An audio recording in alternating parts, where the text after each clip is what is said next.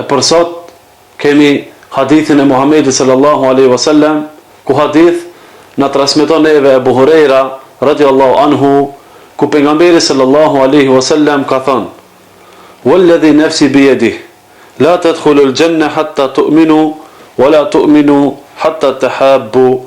Ala adullukum ala amrin idha antum fa'altumuhu tahabbtum, afshu as-salama bainakum." Hadithin e transmeton Muslimi. Në këtë hadith na tregon pejgamberi sallallahu alaihi wasallam dhe thot: "Pasha ata të cilën është shpirti im në dorën e tij." Pra, pejgamberi alayhis salam betohet në Allahun subhanahu wa taala dhe thot: "Nuk do të hyni në xhennet përderisa mos besoni." Pastaj thot: "Wala tu'minu hatta tahabbu." Dhe nuk do të besoni përderisa nuk do të duheni ndërmjet veti. Pastaj vazhdon fjala e pejgamberit alayhi salatu wasalam dhe thot: "Ala adullukum ala amrin idha antum fa'altumuhu tahabbtum." A doni ju t'ju udhëzoj dhe t'ju tregoj një punë të cilën nëse ju e bëni keni mu dashur ndërmjet veti? Dhe ju tha Muhamedi sallallahu alaihi wasallam sahabeve: "Afshu salama bainakum." Pra, përhapni selamin ndërmjet juve, kam ju shtu dashuria tepër e ma tepër.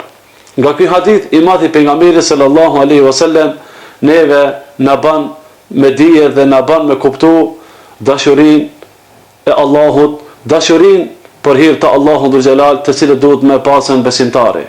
Pra, një musliman i cili don të ketë dashurinë për hir të Allahut dhul xhelal ndaj vllaut të vet, atëherë duhet ta merr këtë hadith të Muhamedit sallallahu alaihi wasallam. Dashuria për hir të Allahut në këtë hadith neve na jep disa fryte. Edhe pse frytet janë të shumta, prej tyre është se besimtari me dashurinë për hir të Allahut dhul xhelal, kur e do vllaun e vet, ai e shijon edhe ëmbëlsinë e imanit. Me një hadith tjetër pejgamberi sallallahu alaihi wasallam neve na sharon dhe na tregon se tre gjëra kush i posedon ka shiju ëmbëlsinë e imanit. Prej tyre ka thonë: kur një person e don tjetrin për hir të Allahut, ai e ka shiju ëmbëlsinë e imanit. Pastaj, prej fryteve të dashurisë për hir të Allahut subhanahu wa taala, shikuesi nderuar, është se ato kanë me qenë në hijen e arshit në ditën e Kiametit. Kush janë ato që kanë me qenë në hijen e arshit në ditën e Kiametit? Ato janë të cilët janë dashur për hir të Allahut dhul xhelal. Pra, me një hadith pejgamberi sallallahu alaihi wasallam neve na tregon, shikues nderuar, dhe thot: 7 grupe kanë me qenë në hijen e arshit në ditën e gjykimit.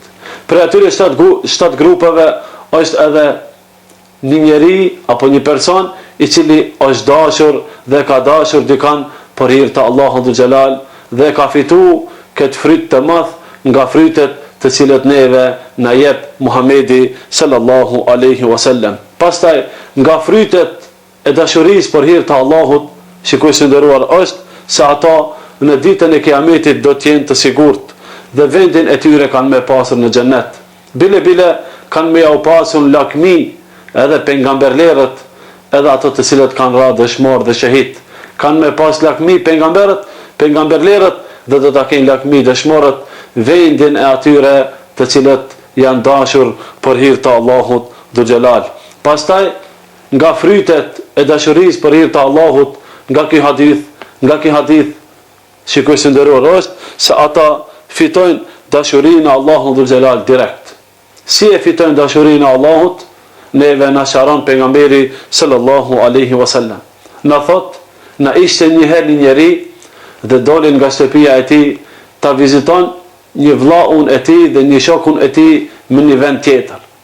Duke shku rrugës, vjen me laçja për Allahun dhul xhelal, e dërgon një të dërguar dhe i del në rrugë dhe thot: o filan, ku je nisur duke shku? Thot: jam nisur duke shku në filan vendin, pra ta vizitoj një vllaun tim. Me laçja pra i dërguari i Zotit po e pyet dhe thot: a mos ke ndonjë borxh te ai? A mos ke ndonjë interes nga interesat e dunjas? I përgjigjet ky njeri dhe thot: jo vallahi, nuk kam kunjë far interesi dhe asnjë borxhi, por thjesht e du për hir të Allahut dhe jam nisur të vizitoj. Dhe i thot, unë jam i dërguar mi Zotit, unë jam me laqe dhe më ka dërgu Allahu deri te ti, të ta jap lajmin dhe të tregoj se Allahu është duke dashur ti, mun ashtu siç e don ti personin në fjalë që e nisur për të aj. Pra, shikues i nderuar, as një fryt mos e tregonim neve sot, vetëm se do të mjaftonte ky fryt i fundit, të cilët neve ja përkujtojmë juve dhe neve. Pra, vetëm ky fryt të ishte për neve do të ishte mjaft. Pra, kur dikush e viziton një shokun e vet dhe viziton një vllaun e vet për hir të Allahut, le ta din ai se Allahu Dhul Xhelal atë është duke e dashur. Jo vetëm se kaq, ato e dojnë, jo vetëm se atë nuk e dojnë vetëm se Allahu Dhul Xhelal, por atë e dojnë edhe banorët e qiellit. Kush janë banorët e qiellit? Banorët e qiellit janë melaqet e Allahu Dhul Xhelal.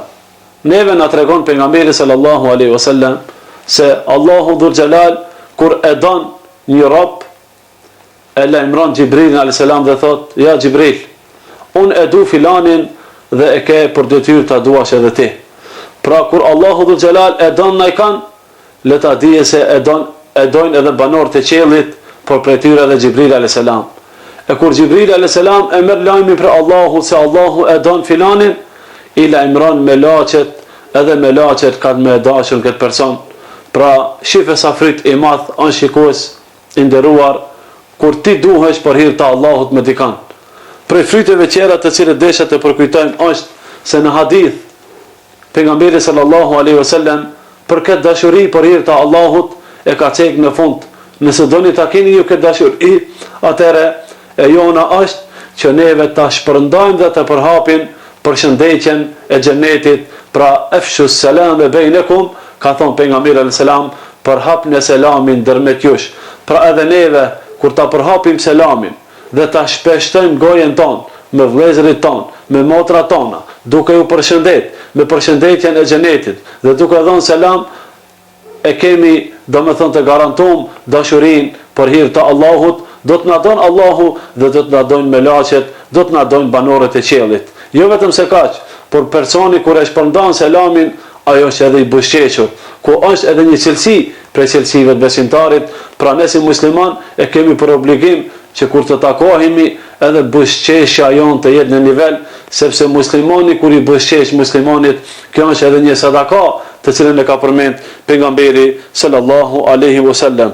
Pra, jashtë buzëqeshjes këtu hin edhe sjellja e mirë, këtu hin edhe dhuratat tona të cilët i ndajmë njëri me tjetrin. Pra edhe dhurata kur ipet për shokun ton, për vllaun ton, edhe ti kur duhesh me najkan për hir të Allahut, kjo dhurata e shton dashurinë ndërmjet zemrave tona. Këtë fjalë për këtë dashuri të madhe, kur dikush i jep dhurata dhe merr dhurata, na e tregon Muhamedi alayhi salatu wasalam kur thot: "Tahadu tahabu", jepni dhurata ndërmjet jush që t'ju shtohet dashuria ndërmjet jush. Pra neve lutim Allahun Dhul Xhelal që Allahu neve të na shton dashuria në zemrat tona. Lutim Allahun Dhul Xhelal që të duhemi vetëm se për hir të Allahut e jo për interesat e kësaj bote. Lutim Allahun Dhul Xhelal që neve buzëqeshja jon të jetë me vëllezërit tonë musliman.